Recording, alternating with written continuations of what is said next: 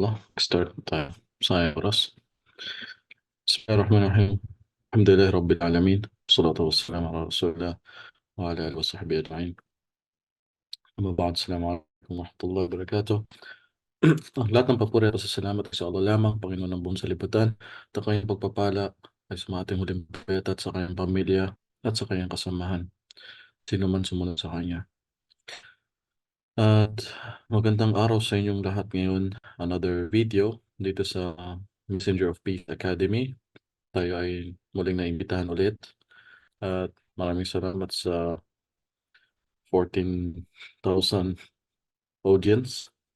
Inshallah, naka-recorded ito at mapapanood naman sa social media at mag-beneficio naway ang iba na busy at hindi naka-attend. So, ang topic, ang paksa na nakikita nyo is yung patungkol sa pag-aasawa ng maaga. Ang pag-aasawa ng maaga sa Islam.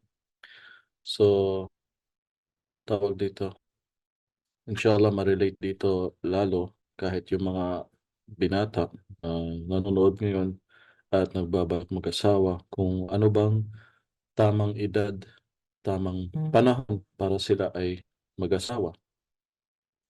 So, kuha tayo ng guide dito sa Islam Q&A sa ating mga masyayikh na advice ka. Mayroon din dito nagtanong. So, inshallah, makakuha tayo dito sa mga sinabi yung Sheikh dito mula sa Quran at Sunnah about sa ating relihiyon. Ito ang kagandahan sa Islam na sakop niya lahat, nasasakop niya ang lahat ng pamamaraan sa pamumuhay. It's a way of life talagang. Tanggalin ko yung mic. Sakop niya lahat ang about sa pamumuhay dito sa mundo.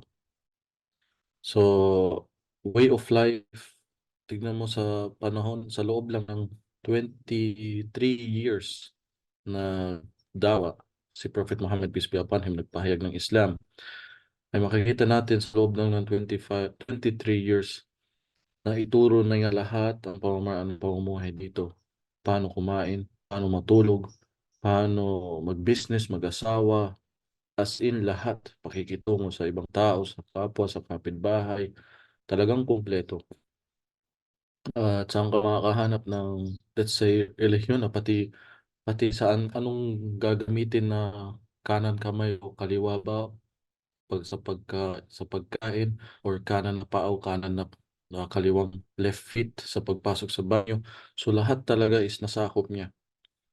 Kaya minsan nakakatawa yung ibang tao na magsasabing, yung topic mo about sa relihiyon mo na lang, huwag mo nang pasukin yan, huwag mo nang pasukin about sa science, o about sa kalawakan, about sa alien, about sa... Hindi nila alam na sakop ng Islam lahat. Lahat ng klaseng topic, alhamdulillah. So ngayon, patungkol sa pag-aasawa ng maaga,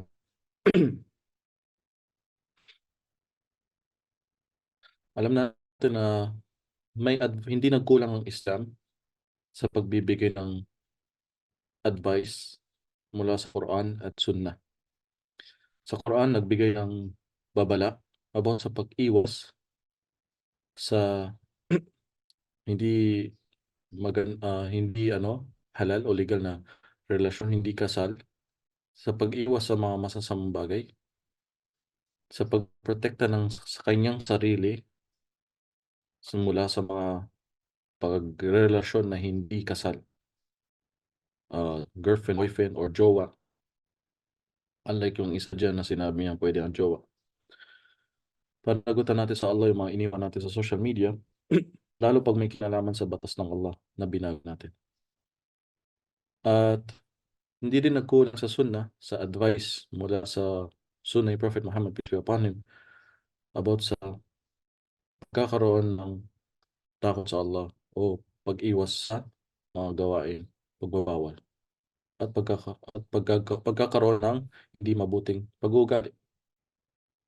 So, ang advice dun sa pag-aasawa ay yung kaya niyang mag-afford, kaya niyang sustentuhan, kaya na niyang gumastos.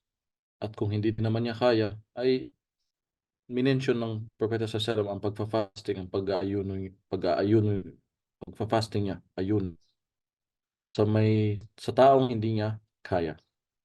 Tulad ng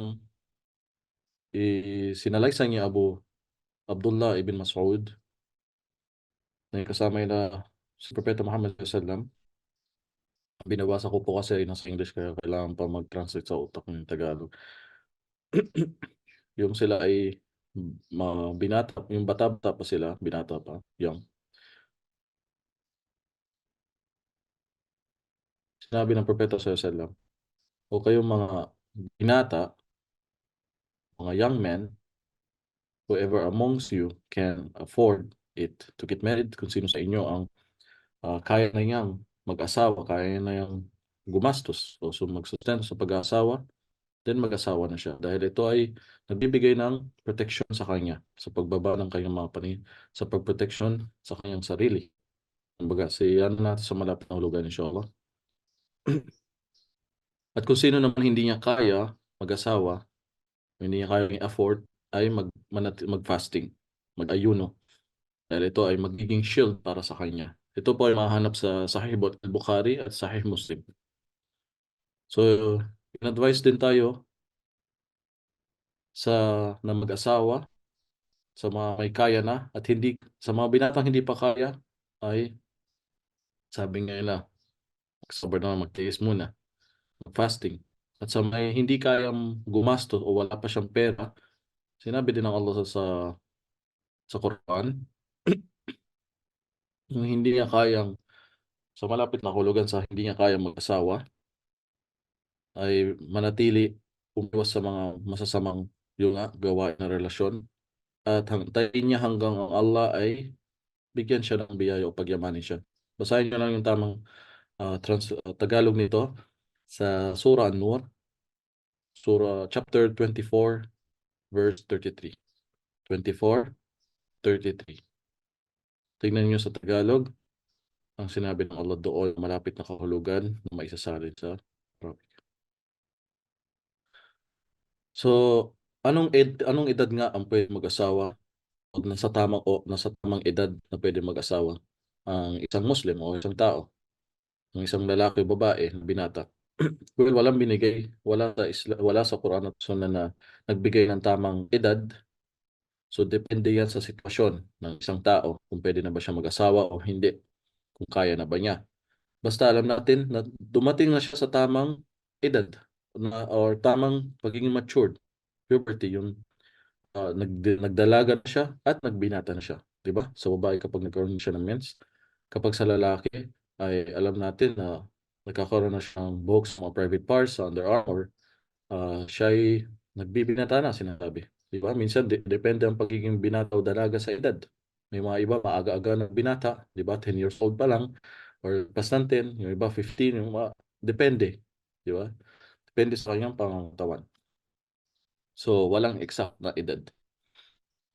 So may mga iba ginagawang dalil yung or kinukuha ng sample na si Propeta Muhammad SAW ay nag-asawa siya sa edad ng 25.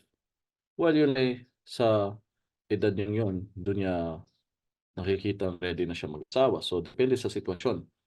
At marami din tayong matutunan doon dahil si Khadijah sinasabing yung unang asawa niya na businesswoman ay mas may edad matanda pa sa kanya.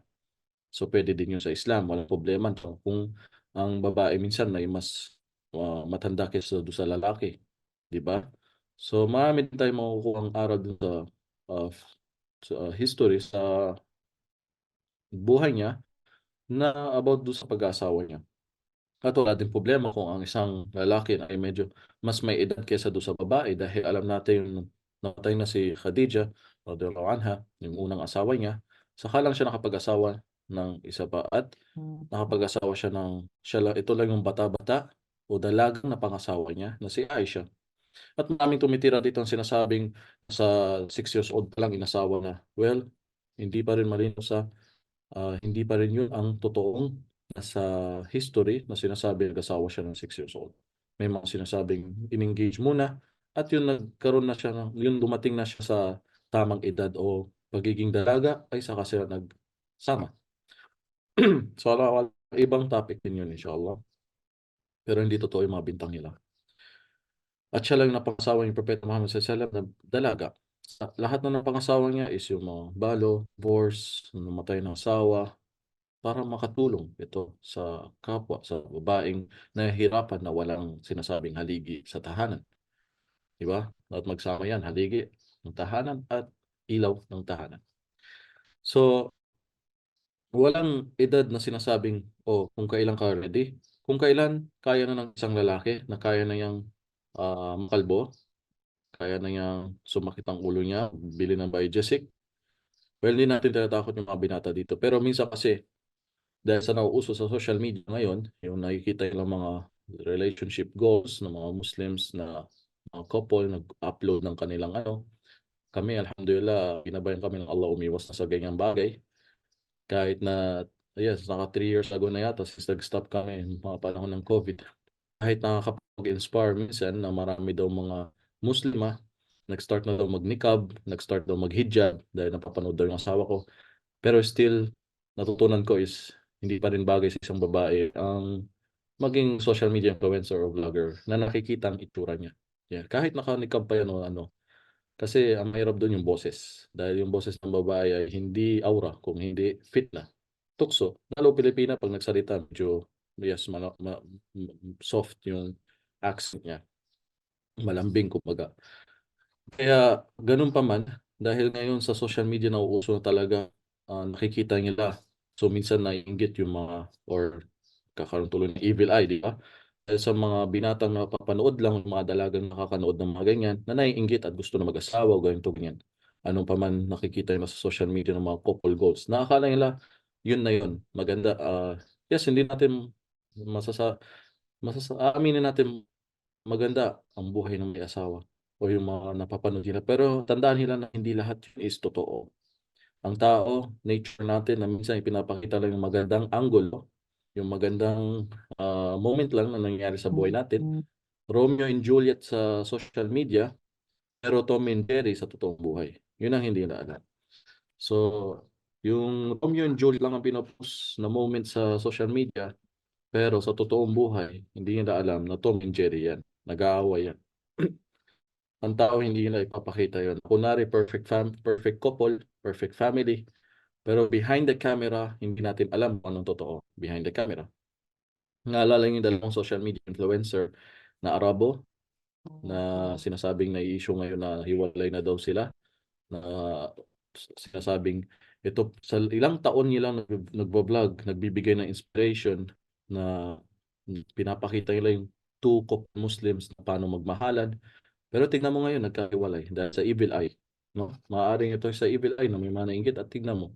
Kaya hindi dapat lahat, hindi natin kailangan i-upload o ipakita pa yung, ah, love story natin kuno na hindi naman totoo sa totoong buhay. Na huwag natin utuhin yung mga tao na ipapakita lang yung mga good moments pero sa totoong buhay, mismo kapitbahay binging-bingi na sa away nila.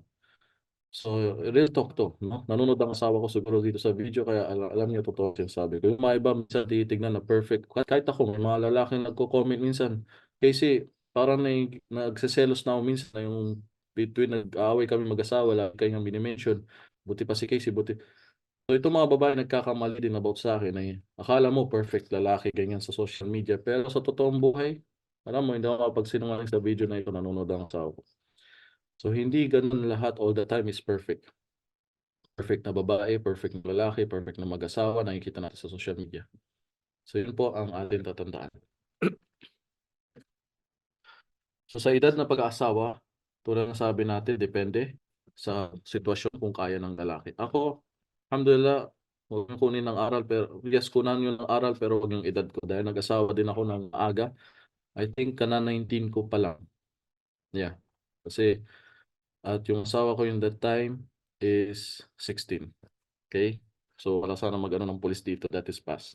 Anyway, dahil siya ay naman eh, hindi naman purong Pinay, so sa Italy medyo normal na yun sa kanila 'pag dumating na sa dalagang sitwasyon or binata ay kaliwali pinapabayaan na ng parents, wala ng pakialam, kahit 16 pa lang daw. Unlike sa atin 'no, aantayin pa mag-18. So dahil yun ay wala na siyang parents at nagbalik Islam. So long story yun. Pero ang masasabi ko dun sa pag-asawa ng maaga, nangyari sa akin, yes, maraming mga talagang mahirap sa nabiglang akala ko madali lang. Akala nila yung nakikita nila sa mga Romeo and Juliet sa social media ay ganun talaga ang buhay. Hindi all the time ganun. Pag dumating na yung bill ng kuryente at bill ng bahay, bill ng tubig, dun mo na makikita yung Tom and Jerry na buhay na hindi talaga ganun kadali. At hindi natin tinatakot yung mga binata dito, sinasabi ko lang na lahat na napagdaanan namin talagang hirap, napupunta lang sa away, gano'n. So, ang aral na makuha ko do'n isa pa, ngayon kung iisipin mo nagsisisi ba ako sa nangyari na pag-asa ko maaga? Sa tingin ko hindi. Hindi pa rin dahil ito ay naging proteksyon ko noon. Dahil alam natin lalo sa sitwasyon na maraming, 'di ba, mga nagbo-boyfriend, girlfriend, maraming babae sa Pilipinas. So, ito ay naging proteksyon ko, hindi pa rin ako nagsisi dahil naiwas nga ako sa mga bagay na hindi dapat, 'no? Baka mapunta ka sa bar noon kung hindi mo siguro ginawang mag-asawa, mapunta ka sa mga haram na bagay. So, alhamdulillah yun ay naging protection ko. So, huwag yung gayahin OCK o pwede pa tama maging protection ko pala ito so mag-asa ka na maaga. Depende sa sitwasyon. Huwag mong kalimutan na may obligasyon din tayong mga lalaki na pagdadaanan.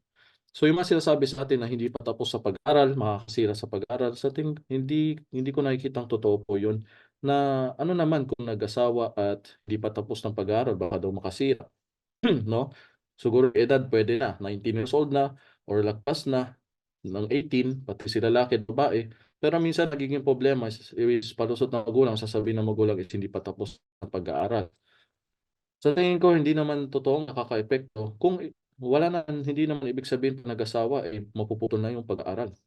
Marami diyan kahit mag-asawa na hanggang ngayon matanda na nag-aaral pa rin. Sa totoo lang kung titingnan ko sa tatay ko gano'n din nag-asawa siya ng maaga, pero hindi naman ibig sabihin naputol na yung pag-aaral. Mag-classmate nga sila ng nanay ko, tuloy-tuloy pa rin siya nag-aaral. Nanay ko pumapasok sa school kahit buntis na siya sa'kin that time sa Baguio. So, tawag dito, mas nakaano pa nga ako, nakatulong ako sa kanya, eh. Kasi that time yung lumindol ng malakas, I think mga sa panahon ng yung time sa Baguio, sipa daw ako ng sipa sa tiyan niya, sumasakit yung tiyan niya, kaya hindi na siya pumasok that time. Yung hindi nga siya pumasok dahil sa sakit na sipa ako ng sipa sa kanya, siguro na binigyan ng Allah sa akin na, bigyan siya ng sign na huwag siyang pumasok. At dun nga lumindol at, gumiba yung school nila at marami na namatay na tao. So, imagine mo kung paano pa naka-save sa kanya yung pagbubuntis niya sa'kin. Well, anyway, hindi ibig sabihin magbuntis ka para ma-save ka. Pero what I mean, na patuloy pa rin siya sa pag-aaral nila kahit na nag-asawa silang maaga. I think yung nanay ko na nasa 17 or something at tatay ko din gano'n-gano'n ka-20 lang niya or 19 pa lang siya o 18. So, tignan mo nakatapos din kahit papaano, kahit may asawa at anak na at kailan lang siya nag-graduate. So, dito mo makikita na hindi naman ibig sabihin totoong nakakasira, 'no? Depende kung ititigil talaga. Ako, maaga ako nag-asawa pero tuloy-tuloy pa rin ang pag-aaral ko that time ng college. Hindi lang talaga ako sinuportahan kasi iniisip nila nakakasira daw yung pag-aasawa ko. Well, ang totoo sila ang nagsira. Kasi that time kahit may asawa na ako, so nag-aaral pa rin ako, 'di ba? Nasa second year college, magte-third year na, so hindi lang so hindi ibig sabihin nakakasira ang pag-aasawa na sa pag-aaral 'pag nag-asawa ka. So, 'pag kaya na ng lalaki, huwag niyong kalimutan, kaya na niyang sustentahan, gastusan. Minsan may mga iba maaga pa lang business mind na, may business na, ano man, may trabaho na o working student. Dahil tatandaan mo, marami kang maaaring talagang maging gastusin, bahay, yung pagkain niyo, pananamit niya, 'di ba? Hindi yung asawa ka ng asawa tapos lahat pala sila pinapatrabaho mo, ikaw tuloy yung ginagawa mo silang ATM. Hindi po gano'n ang Islam. Ang lalaki ang gagastos at gagawa ng mga paraan. So, yung sinasabing hindi mo pa kaya ay mag-fasting ka at antayin mo hanggang sa pagyamanin ka ng Allah inshallah. Dun naman sa sinasabi minsan ng parents, ayaw, lalo 'pag lalaki ka, ay sabi Sheikh Qasim Al-Hakim, may senior siya dun na kahit huwag ka ng makinig sa parents mo kung alam mo ito ay makakabuti sa'yo, na gusto mo na mag-asawa at maging proteksyon mo at kaya mo naman. So, may mga iba kasi sobrang parang pa-baby, may mga na-meet akong ganyang mga Arabo, 30 years old na, hindi pa rin makapag-asawa dahil sa parents. Imagine mo anong klaseng 'di ba, kailan pa siya magkakaroon ng anak, tumanda na siya kagayahin sa mga western. So dito, tinuruan nga tayo ng propeta sallallahu na gusto niya dumami tayo sa kabilang buhay, 'di ba? Marami siyang So kaya nga pina-advice din niya na yung asawahin din is yung babaeng palaanak, 'di ba? Gusto niya tayong makita marami sa kabilang buhay. Minsan masarap din sa feeling na ako ngayon sa edad ko pa lang ganito, 30 plus na meron na akong babaeng, 10 years old na malapit na magdalaga. So, parang nagiging kapatid mo lang sila o kaibigan pagkasama sila siguro inshallah. Kaya iba yung maaga ka kahit papaano na minsan yun din yung motivation mo at nakikita mong blessing sa'yo ng Allah na bakit mo pa kailangan mag-work at magpursige. Kasi minsan makikita mo kahit yung mga mayaman na siguro na binata na wala naman asawa, eh, hindi alam ang gagawin sa buhay o sa pera, 'di ba? Hanggang barkada lang, 'pag walang barkada boring na siya. So dahil wala siyang family, siguro sa tingin mo, 'di ba? Wala siyang anak, wala siyang iniisip na obligasyon. So, minsan boring na din siya sa buhay nila. Hindi sa pinapatamaan ko, pero tayo mismo nakakakita sa mga gawain niya ng mga feeling binata na lagpas na ng teenager tapos hindi pa man mag-asawa, wala nang magawa sa buhay. So, wala siyang parang purpose o goal sa buhay na sino yung kailangan niyang turuan, kailangan niyang alagaan, 'di ba? Kaya minsan kung saan-saan pa napupunta sa mga bar, gumagawa ng haram. Kaya nga ito, protection mo, pag-aasawa, para magkaroon ng meaning yung buhay mo na ano yung mga kailangan mong obligasyon gawin. Yung inspiration mo baga sa buhay na may anak ka na at kailangan mo ng tumino kahit paano maging tatay. Minsan ito yung nagpapamature din sa'yo. Totoo lang. Kung hindi ka pa ma-matured, mag-asawa ka at mag-anak ka lang hanggang sa mag-matured ka. Kasi minsan yun din magpapaseryoso sa'yo sa buhay na kaysa isayang mo yung oras mo. Di ba? Magpalaki ka ng isang bata na marunong sa Islam, memorize sa Quran, nag-iinvest ka dito sa mundo na kapag ikaw ay nawala, ito yung maiiwan mong mga bata na sumasamba sa Allah.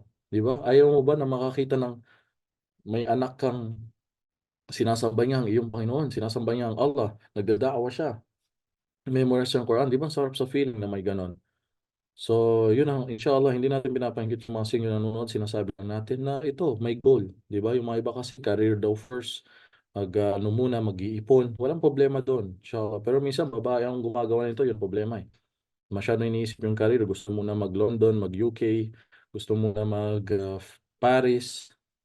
Yung Paris, si Diwata na lang doon sa Pinas, hindi yung Paris sa France.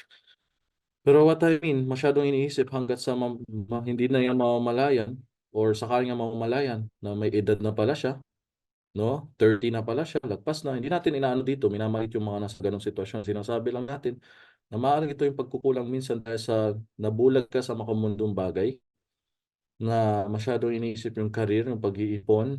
Gusto muna ng 3 kotse, 2 bahay, bago muna daw mag-asawa. Sakit lang daw sa ulo ang pag-asawa. Yes, maaaring totoo, maraming sakit sa ulo talaga ng lalaki diyan. Pero hindi lahat, no? Hindi lahat ng sakit sa ulo ay ano. At minsan yun nga, pagdating na yan ng gano'n edad, saka lang niya ma-realize na mahirap na siya magkaroon ng anak. 'Di ba? Yung babae pa naman minsan may sinasabing limit. So, magfo-40 na siya, hindi na naiisip na hindi lang niya na-enjoy yung buhay niya na magkaroon ng family, magkaroon ng anak, maka-experience na may inaalagaan, lumaki yung bata. So, nasaan napunta ang buhay niya sa makamundong bagay lang, 'di ba? Na-gets niyo po yung punto na siguro makatulong inshallah sa inyo. May sinabi si Chef dito kung sakali ang nagiging hadlang daw sa pag-aasawa mo ay yung kultura niyo, yung tribo na minsan may lalaking ganito na ano ko na hindi siya makapag-asawa dahil sa magulang niya o dahil sa kultura nila na dapat mag-asawa lang siya, yung babaeng ka-tribo lang nila o ganito ganyan na sa totoo lang naman kaya niyang mag-asawa ng kahit iba-ibang lahi o international na babae pero hindi niya magawa dahil sa kultura nila. So ito ay nagkakasala siya, sinabi dito. Maaaring siya ay nagkakasala dahil iniwan niya o neglecting niya ang Sharia, ang batas o duty sa pag-aasawa. So pwede nga alisin itong harang na ito na unfair na unfair na kultura nila at mag-asawa siya ng nais siyang ano, mula sa mga kultura o tribo na inano sa kanya ng Allah, binigay sa kanya ng permission. So, wag niyang lagyan ng limit dahil lang sa tribo na hindi siya makapag-asawa hangga't hindi doon mula sa ano nila. So, may mga ganyan kasi tribo na masyado din mahigpit na halos hindi ka makapag-asawa hangga't hindi mo lahi dapat. No? So, inshallah kung may mga katanungan po kayo sa limang nanonood maraming salamat. Kung may mga katanungan din kayo sa social media, yung mga nanonood sa pag-upload natin ito, maaari po kayo mag-comment. At huwag niyo pong kalimutan na i-follow ang Messenger of Peace Academy, ang free Dawah training course. Sa panahon ngayon, wala pong libre ngayon sa kahit anong bagay ay may bayad na, kahit bibili ka lang ng karton ay may bayad na din. Dati ang karton nahihingi lang sa tindahan, ngayon pati karton may bayad na. So ito lang po ang walang bayad inshallah sa pamamagitan ng, basta may malakas ka na internet, may cellphone ka, may makapag-aral ka dito sa Messenger of Peace ng libre po sa Dawah Training Course na may certificate din inshallah at, nakasalin din sa Tagalog para tayo ay lalong matuto sa lengguwahe natin.